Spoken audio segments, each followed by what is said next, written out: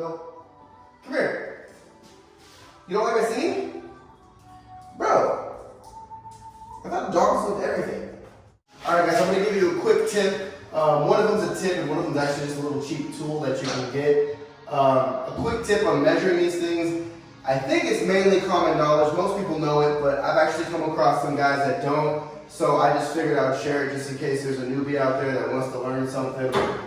I am in no way a drywaller. I hate drywall. It's actually my least favorite thing to do on the job site. But there's some things that do make it a little bit more bearable when I do it. And so right now I put my bottom piece on here and my top piece on here. Yes, my screws are messed up because I am standing here. But one tip is I use these. So whenever you're laying sheetrock, anywhere really, but especially when you have a concrete floor, you never want your sheetrock to be in contact with the floor ever. So what I'll do is I always have these shims,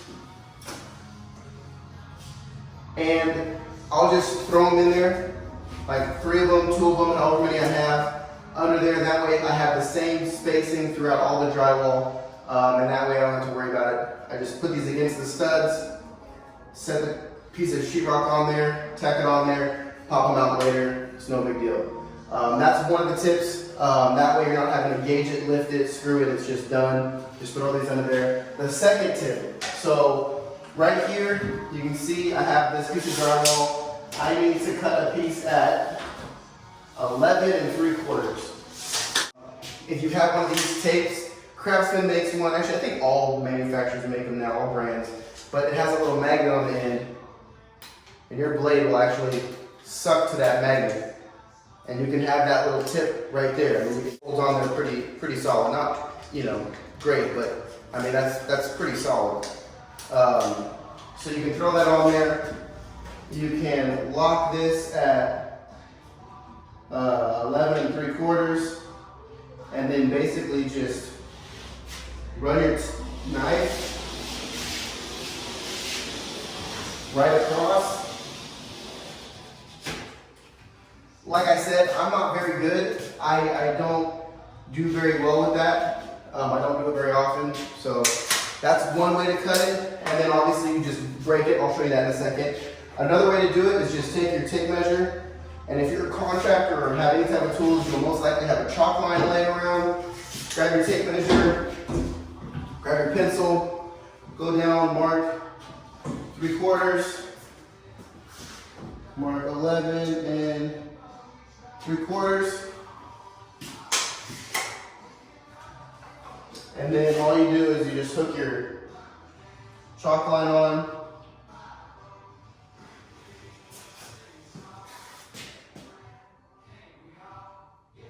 snap it. That way you're not scribing, you don't have to pull out a level, you don't have to pull out all these different tools. All these things are really small and compact. You don't have to really get anything out. And then obviously you go through and then you just cut on that line.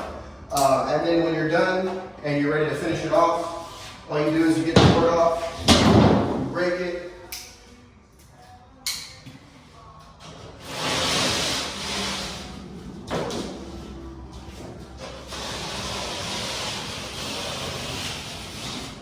and now you have your piece and it's ready to go in.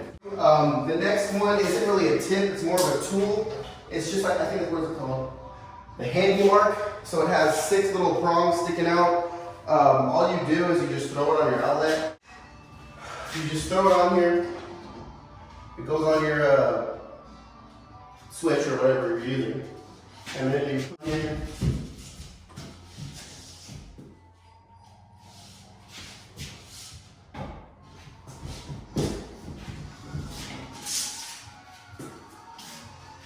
It marks the back. So then all you do is you find those dots.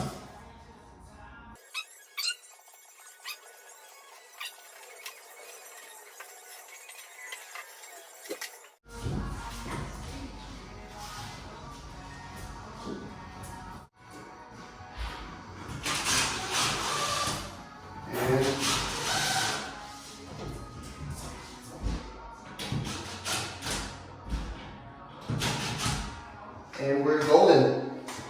When you put your drywall on, you want to leave, you know, an eighth of a gap, maybe a little bit less, maybe, you know, just a little bit, because you want your mud to be able to go on there nice and clean. As you can see, that little cutout ended up being pretty perfect for this light switch. And yeah, it's really simple. You can see down here, I have the shims. I kicked most of them out, but if you look close, you can see that it has that spacing under there where you can slide that in and out. So, all right guys, so for this angle up here, it looks like it might be a little hard. So one thing you can do is you can throw your angle finder to the ground and hope it breaks. Or you can pick up your angle finder. Let me show you. Up here, find out what your angle is, then transcribe it, figure all the measurements out and whatnot. Or you can take your tape measure and measure from this point to this point, this point to this point, and then the distance from here to here. So in this case, we have, as I wrote it down right here, we have 37 to there, and we have 47 3/4 to there, and we're 19 1/4 across. So you take that over here, 19 1/4. So we're sitting at 19 1/4 right here. I'm gonna measure up 37 on this end, and make sure you mark it on the end, 37. If you mark it on this side, you might be wrong because you have that inch of tape. And then I'm gonna go on this side, and I'm gonna mark, what is it, 47 3/4? 47, and this actually comes out to be pretty much 47 3/4. Throw my level on here.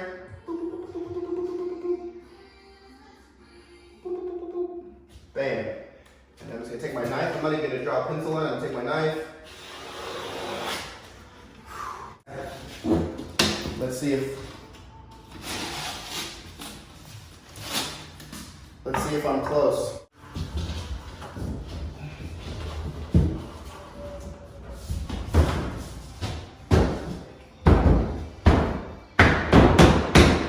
And bada boom, bada bing, bada do, bada dings. It fits. I would not do it. That's a little tighter than I would like it, but just to show you the angle cuts, my 19 1/4 got changed as we went up. The wall bows in, so I was a little off. But as for measuring up and up, really simple, really quick. You can knock it out.